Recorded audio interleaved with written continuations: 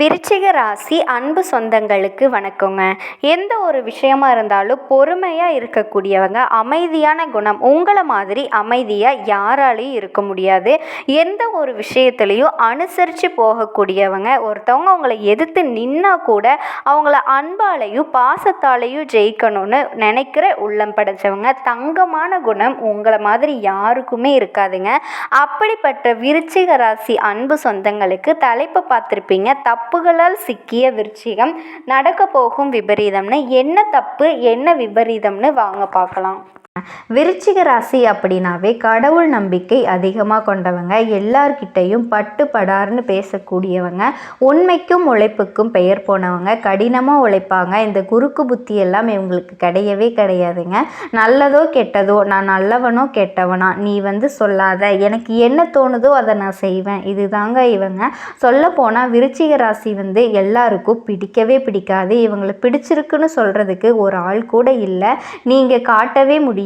ஏன்னா இவங்க யாருக்குமே ஒத்து போக மாட்டாங்க. காரணம் கேட்டிங்கன்னா, இவங்க எல்லாத்தையும் வெளிப்படைத்தன்மையாக பேசுவாங்க. அதே மாதிரி ஒரு விஷயத்த சொல்கிறாங்க அப்படின்னா அதை இவங்களால அந்த அளவுக்கு சீக்கிரமாக அவங்களுக்கு அடாப்ட் ஆக முடியாது. ஒரு மாதிரி நிறைய யோசிப்பாங்க. கடினமான சிந்தனைக்கு சொந்தக்காரங்க. இவங்களோட மைண்டும் இவங்களோட மனசும் பார்த்திங்கன்னா ஒரு நிலையாகவே இருக்காது. எல்லாருக்கும் ஒரு மாதிரி யோசிச்சா இவங்க ஒரு மாதிரி யோசிப்பாங்க. அதாவது வித்தியாசமான செயல்பாடுகளுக்கு சொந்தக்காரர்களாக இருக்கிறதுனால ஒரே ஒரு மாதிரி இருக்க இவங்க மட்டும் வித்தியாசமாக இருப்பாங்க.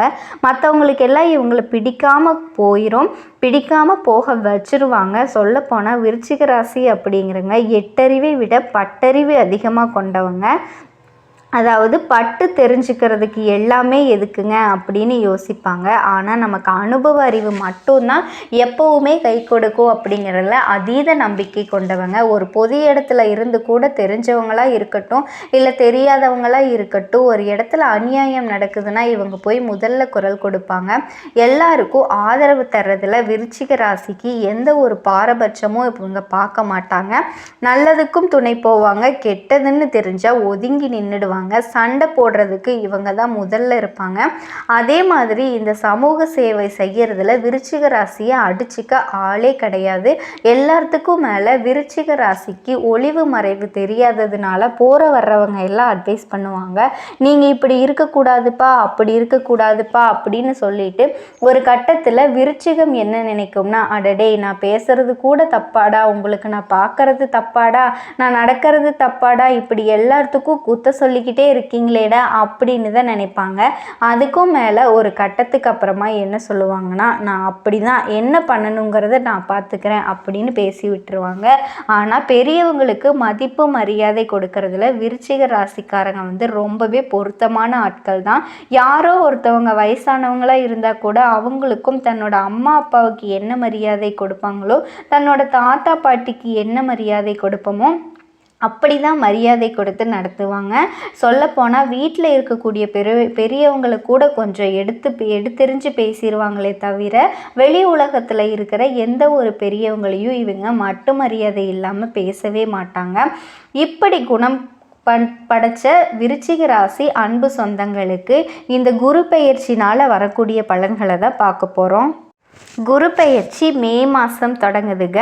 குரு பெயர்ச்சி மே மாதம் தொடங்கிறதுனால இந்த குரு மிதுன ராசிக்கு வர்றாரு. இவ்வளோ நாளாக ரிஷப ராசியில் இருந்தார். ரிஷப ராசியில் இருந்த குரு பகவான் மிதுன ராசிக்கு வர்றதுனால என்னென்ன பலன்களை எல்லாம் தரப்போறாருன்னு தான் பார்க்க போகிறோம்.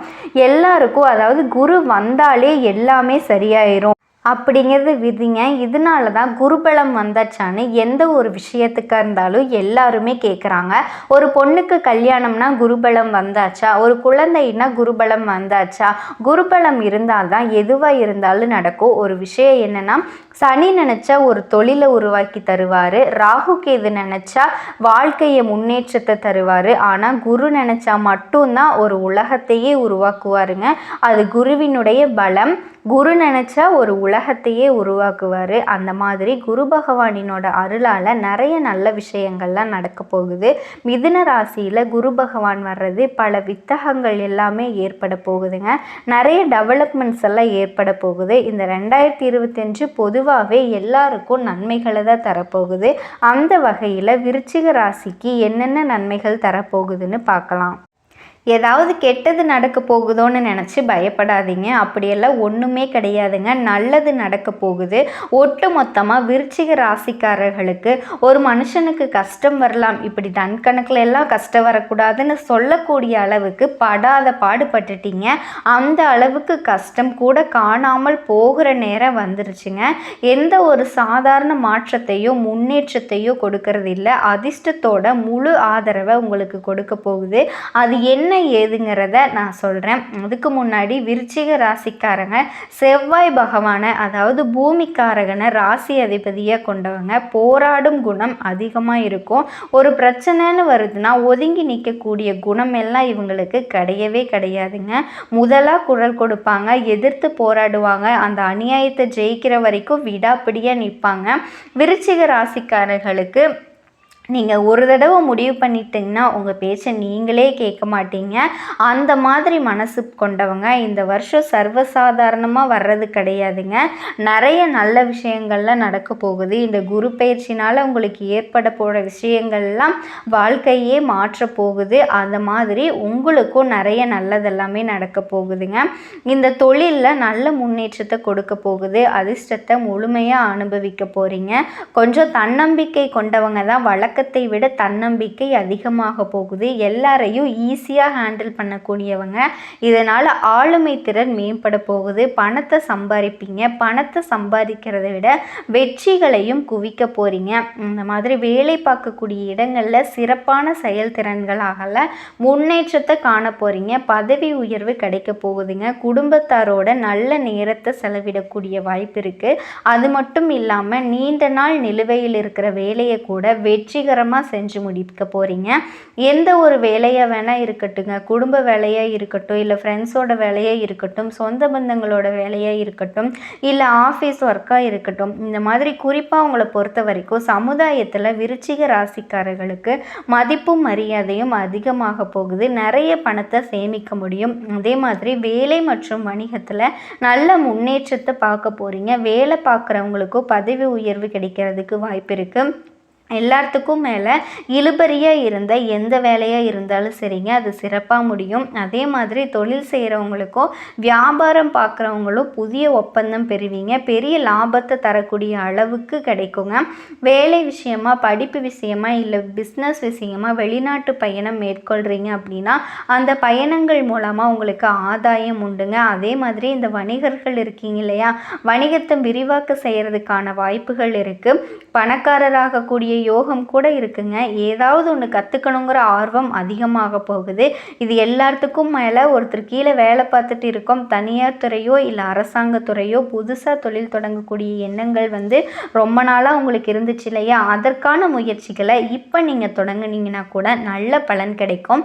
புதுசாக வீடு வாங்குறது, வாகனம் வாங்குறது, வசதி வாய்ப்புகளோட சொத்து சேர்க்கையும் உண்டாகுது. சொன்னால் எடுத்த எந்த ஒரு வேலையுமே நல்ல வெற்றி கிடைக்குங்க. உறவுகளுடனான சொந்த பந்தங்க கிட்ட உறவுகள் மேம்பட போகுது. இது வரைக்கும் ரத்த பந்தத்தை பொறுத்த வரைக்கும் தாயுடனான உறவுங்கிறது வலுவாக இருக்க போகுது.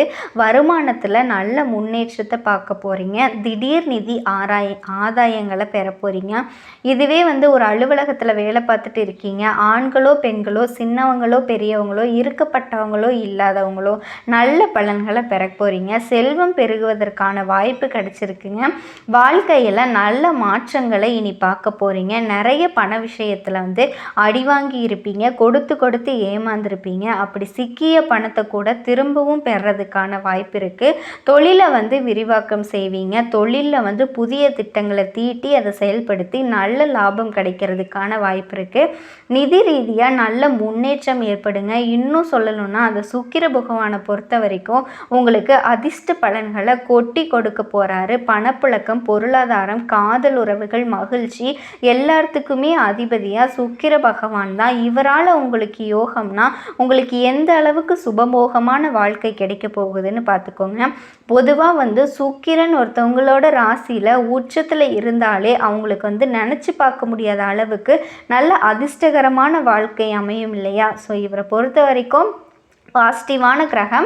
உச்சத்துக்கு ஒரு யோகம், பரிவர்த்தனைக்கு ஒரு யோகம்னு சொல்லக்கூடிய அளவுக்கு இந்த பத்திரம் யோகமும் மாளவிய யோகமும் இந்த இரட்டை யோகமும் உங்களுக்கு பெரிய அளவில் அதிர்ஷ்டத்தை கொடுக்க போகுதுங்க. இந்த குரு பலம்னால நீங்கள் ஏகப்பட்ட நல்ல பலன்களை அடைய போகிறீங்க. ஆக மொத்தத்தில் இந்த குரு பலம் அப்படிங்கிறது விருச்சிக ராசிக்காரர்களுக்கு மனசோட உறுதியோட உங்களோட இலக்கை எட்டி பிடிக்க நிறைய வாய்ப்புகளை அடுத்தடுத்து கொடுக்க போகுதுங்க. ஸோ இப்போ வரைக்கும் பார்த்த பொது பலன்களில் விருச்சிக ராசிக்காரர்களுக்கு இருக்கிற எல்லாமே நல்லதாக மாறும். இனி எல்லாமே நல்லதாக நடக்கும். உங்களை பொறுத்த வரைக்கும் பரிகாரம் மற்றும் வழிபாடுனா பிள்ளையார்பட்டி கற்பக விநாயகரை அனுதினமும் வழிபாடு செய்யுங்க. முடிஞ்சால் ஒரு முறை பிள்ளையார்பட்டி கோயிலில் பார்த்துட்டு போங்க. வசதி வாய்ப்பு இல்லாத ஏழை மாணவர்களுக்கு படிக்க உதவி பண்ணுங்க. நோட்டு வாங்கி கொடுக்கறது, புத்தகம் வாங்கி கொடுக்கறது, இந்த பேனா பென்சில்லாம் வாங்கி கொடுக்கறது, இந்த மாதிரி அவங்க படிப்புக்கு ஏதாவது பண உதவி செய்கிறது. அதே மாதிரி தென்னை மரக்கன்றுகளை நட்டு பராமரிக்கிறதுனால சந்தோஷம் உண்டாகுங்க. நீடித்த புகழ், நிலைத்த செல்வம், நிறைவான மன நிம்மதி, குடும்பத்தில் ஒட்டுமொத்தமாக செல்வ செழிப்பு மேலோகுங்க. நல்லா இருக்க போறீங்க. வாழ்க வளமுடன்.